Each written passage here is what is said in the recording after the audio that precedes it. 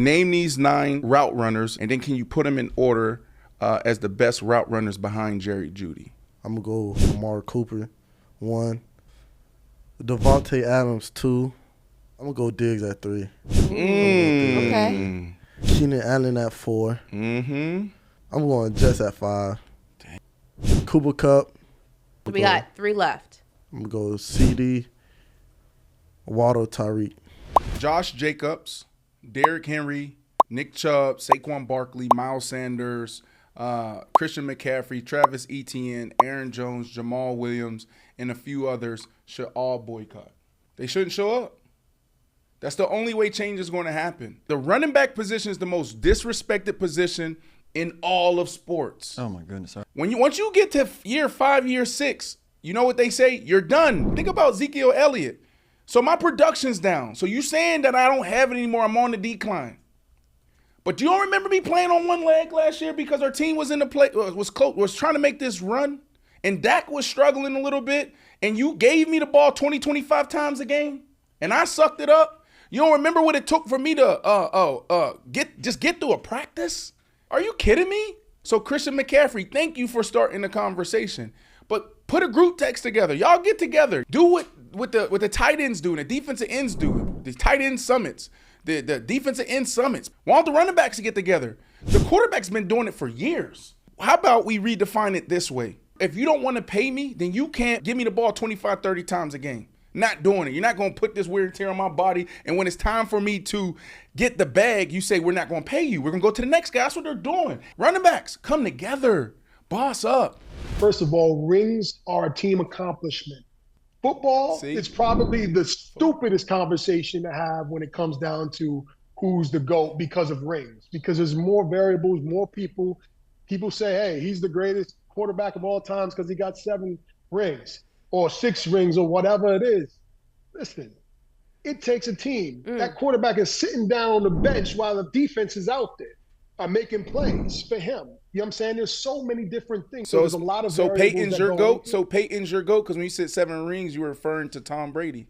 Oh, yeah, because it's always who's the greatest quarterback of all time. I think Tom is one of the greatest quarterbacks of all time for sure. Yeah. Is he the greatest above and beyond everyone else? And the only reason why is because of championships? I don't think so.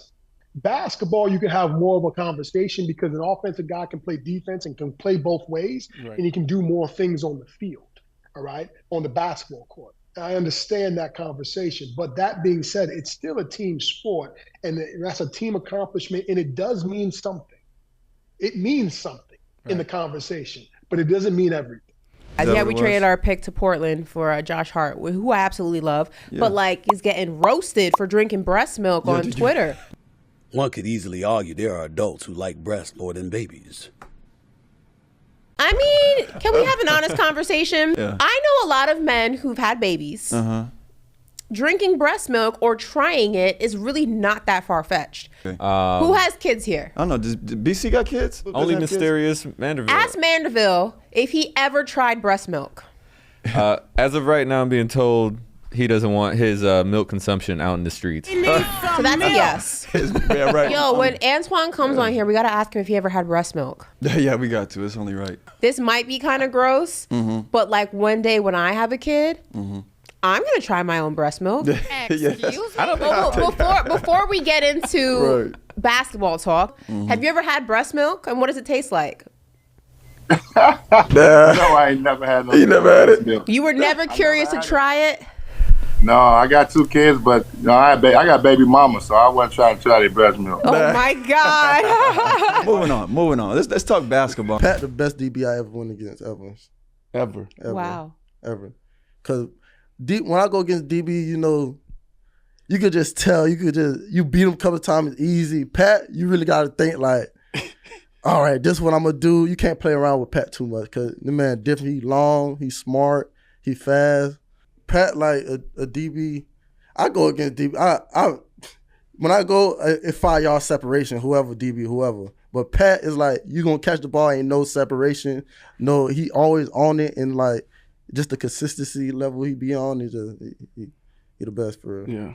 Last question before we let you go. I mean, Peyton Manning, my favorite quarterback of all time. I don't know if you guys know that. He's my favorite. Oh, I didn't know he's my that. favorite QB of all time. Big Peyton Manning fan. But I wonder, looking at the landscape of the league now, who's a QB that you are a big fan of? That you would say that if you were still playing and you were in your prime, who would you want as your QB? Oh, that's a tough question. First of all, I hate talking about quarterbacks. This is for the record, but I will, for you, indulge this question. I would say it would have to be. I would have to say it's Patrick Mahomes, and the reason why I would say that is because he finds a way to get it done. He honestly does, and he's not just a guy who just scrambles out of the pocket and just runs for 1,000,000 yards just because he can. He's a guy who likes to know, like kind of stays in the pocket when he needs to.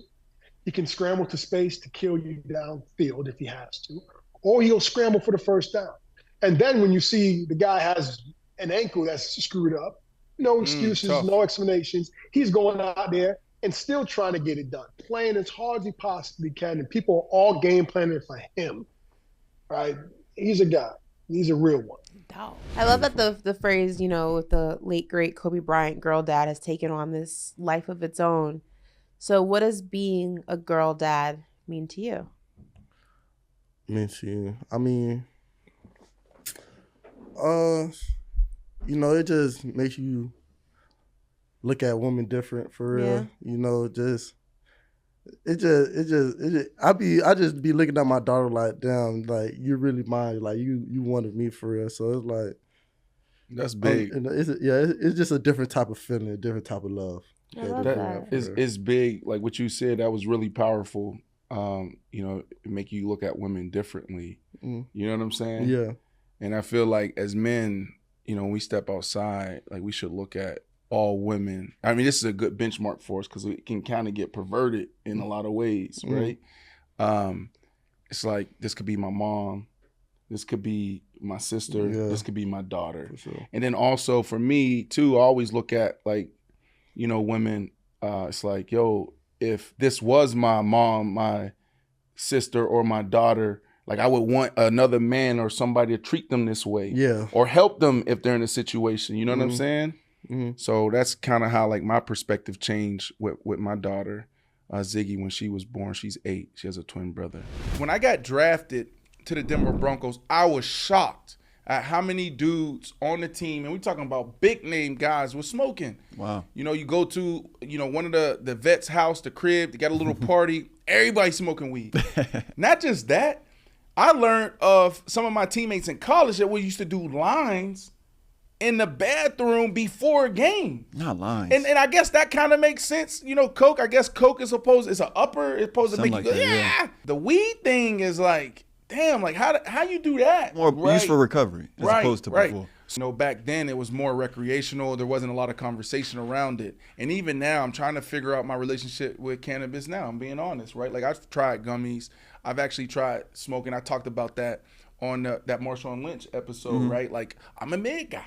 People laughed at me. Right? Like I'm trying to figure it out. I'm not gonna go. You're talking about gas. What is gas? I don't want anything to say gas. I don't want to smoke gas.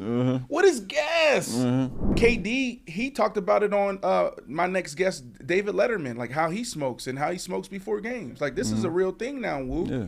And I just think I love the conversation over the last couple years where guys and our ladies are talking about the benefits.